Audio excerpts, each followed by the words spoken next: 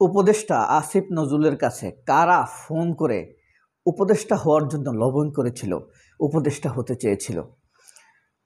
এই পৃথিবীতে কত কিছুই না ঘটে যা আমরা জানি না, আমাদের সম্পূর্ণ দৃষ্টির আড়ালে, ধারণার বাইরে। এমনকি যখন ঘটনাগুলো ঘটে তখন আমরা ধারণা করি তার বিপরীত। এই যেমন ধরেন, ওয়াকারুজ্জামান রাষ্ট্রের বিরুদ্ধে অনবরত একের পর এক ধারাবাহিকভাবে ষড়যন্ত্র করে যাচ্ছেন, ভারতের আনুগত্য প্রকাশ করে যাচ্ছেন। অথচ আমরা ধারণা করে বসে আছি ওয়াকারুজ্জামান তো দেশপ্রেমিক। জেনেছি কবে? প্রায় 7-8 মাস পরে। এমন একজন বেঈমান সেনাপ্রধানকে আমরা বাংলাদেশে আমাদের ঘাড়ের উপরে বসিয়ে রেখে গরিব মানুষের ট্যাক্স করের টাকায় তার বেতন দিচ্ছি, তার বাচ্চা কাচ্চার ভরণ পোষণের লেখাপড়ার খরচ চালাচ্ছি, স্ত্রীর কসমেটিক্স খরচ চালাচ্ছি। এমনটা কি আশ্চর্যজনক নয়? অথচ আমরা ধারণা করে বসে আছি এই দেশ তার খরচ বহন করছে একজন দেশপ্রেমিক হিসাবে, দেশের যোদ্ধা হিসেবে, সৈনিক হিসেবে, যিনি দেশের প্রতিরক্ষার কথা, নিরাপত্তার কথা ভাববেন। অথচ ভিতরে ভিতরে সে 100-100 বেঈমান হয়ে বসে আছে এবং ভারত এবং আওয়ামী লীগের আনুগত্য ব্যতীত তার ভিতরে আর কিছুই নেই। এখন কথা হলো, আসিফ নজরুলের কাছে কারা উপদেষ্টা হওয়ার জন্য লবিং করেছিল? আসিফ নজরুল বা কি করেছিলেন? উপদেষ্টা হতে না পেরে তারা কি করেছিল? প্রথমত আমরা জানি, আসিফ নজরুলের কাছে যারা ফোন করে সরাসরি উপদেষ্টা হওয়ার জন্য লবিং করেছিল তাদের মধ্যে 4 জনই ছিল সাংবাদিক। উপদেষ্টা হতে না পেরে তারা টকশোতে, বিভিন্ন আলোচনায়, ইউটিউবে এমনভাবে প্রশ্ন করতে লাগলো যারা উপদেষ্টা হয়েছে কোন যোগ্যতায় উপদেষ্টা হয়েছে।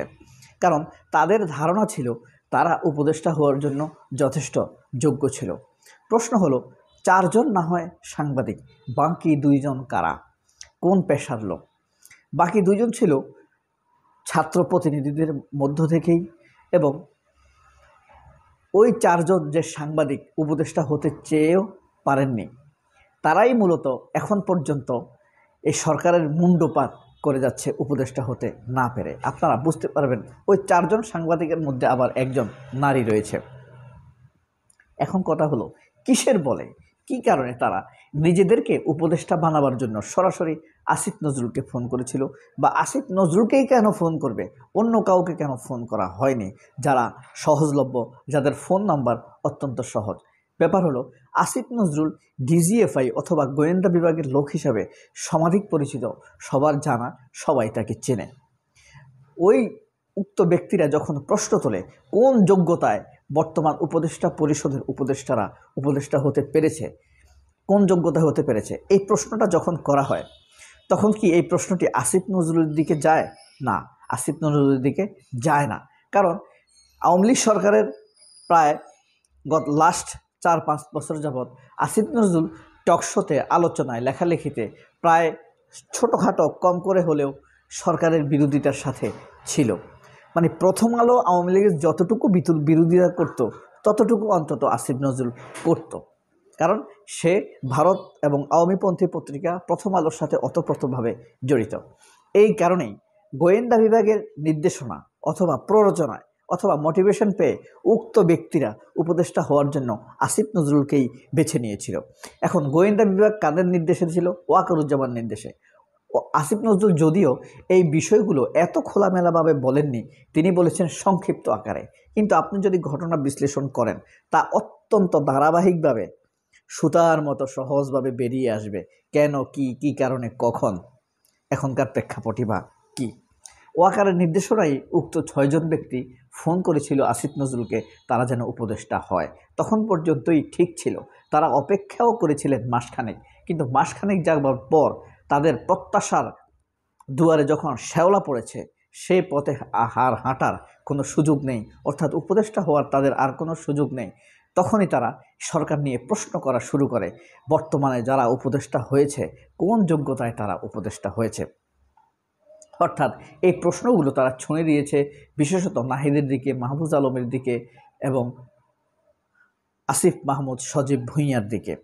কিন্তু দেখেন, এরা যতই বলুক না কেন যে কোন যোগ্যতায় হয়েছে, প্রত্যেকেই কিন্তু তার সম্পৃক্ততার কারণে স্ব অবস্থানে অত্যন্ত যোগ্য। আপনি কি আদিলুর রহমান শুভ্রকে অযোগ্য বলবেন? আপনি কি খুব বেশি অযোগ্য বলতে পারবেন? সালেহ আহমেদকে, যিনি অর্থ উপদেষ্টা। আপনি কি স্থানীয় সরকার পল্লী উন্নয়ন সমবায় উপদেষ্টা হাসান আরিফকে অযোগ্য বলতে পারেন? না। যাই হোক না কেন, যে ওই 4 সাংবাদিক কে যারা উপদেষ্টা হওয়ার জন্য লবিং করেছিল, অথচ সাদেক কায়েম সহ আরও কয়েকজন ছাত্রনেতাকে উপদেষ্টা হওয়ার জন্য আসিফ নজরুলের দিক থেকে, ডক্টর ইউনূসের দিক থেকে, এমনকি আমাদের ছাত্র উপদেষ্টা আসিফ মাহমুদ সজীব ভূঁইয়া, তারপরে যায় গিয়ে আপনার মাহফুজ আলম, এদের দিক থেকে উপদেষ্টা হওয়ার জন্য অফার করা হয়েছিল। তারা সেই অফার গ্রহণ করেননি, অথচ উল্টো যাদের যে শিবিরের যেসব সম্পৃক্ত লোকদেরকে অফার করা হয়েছে তারা অফার গ্রহণ করেননি। কিন্তু সম্পৃক্ত ছিল না এমন কিছু সাংবাদিক এবং ছাত্র উপদেষ্টা হওয়ার জন্য অনুরোধ করেছিল আসিফ নজরুলকে। তারা কারা? তারা হলো 4 জন সাংবাদিক, যারা বর্তমানে টেলিভিশনে টকশো স্টার হিসেবে পরিচিত। টেলিভিশনে না, এমনিতেই তারা আগে থেকেই টকশো স্টার হিসেবে যথেষ্ট পরিচিত। কখনো তারা রাজনৈতিক হিসেবে পরিচয় দেন, কখনো তারা নিজেকে সাংবাদিক হিসেবে পরিচয় দেন, আলোচক বুদ্ধিজীবী হিসেবে তো আছেই। টেলিভিশনের টকশোতে চেহারা দেখাতে পারলেই সাধারণত বাংলাদেশের মানুষ তাকে আলোচিত ব্যক্তি হিসেবে ধরে নেয়। কিন্তু এই যে আসিফ নজরুল যে ফেসবুক স্ট্যাটাসের মাধ্যমে যেই ধারণাটি আমাদেরকে এতদিন পরে দিয়েছেন, ওই জিনিসটার সাথে মিলে যায় যে যেদিন ডক্টর ইউনূসের শপথ হয়েছিল সেদিন ভুয়া 4 জন সমন্বয়ককে সেখানে নিয়ে হাজির করানো হয়েছিল। সেটার সাথে কারা যুক্ত ছিল? জুনায়েদ আহমেদ সাকি, মনে আছে? তার বিরুদ্ধে সন্দেহ করা হয়, সে যুক্ত ছিল। আসিফ নজরুলের বিরুদ্ধে সন্দেহ করা হয়, সে যুক্ত ছিল। তবে যেই যুক্ত থাকুক না কেন, এটার পেছনে ভুয়া সমন্বয়কদেরকে সামনে নিয়ে আসার ক্ষেত্রে সবচাইতে বড় কলকাঠি নিয়েছে ওয়াকারুজ্জামান, হাসিনার লেসপন্সার, আওয়ামী লীগের দালাল, ভারতের অনুগত এই সৈনিক, আমাদের অবৈধ টাকাখোর। তার বেতনটাই অবৈধ, কারণ আমার করের টাকায় আমি তার বেতন দিতে চাই না, সুতরাং তার বেতনেরটা হারাম এবং এই দেশের টাকা পেয়েও দেশের প্রতি তার আনুগত্য নেই। যাই হোক, যারা উপদেষ্টা না হতে পারে, সরকারের মুন্ডুপাত করতে পারছে, আপনারা চাইলে তা ধারণা করতে পারেন। আসিফ নজরুলের স্ট্যাটাস থেকে তা জানা যায়।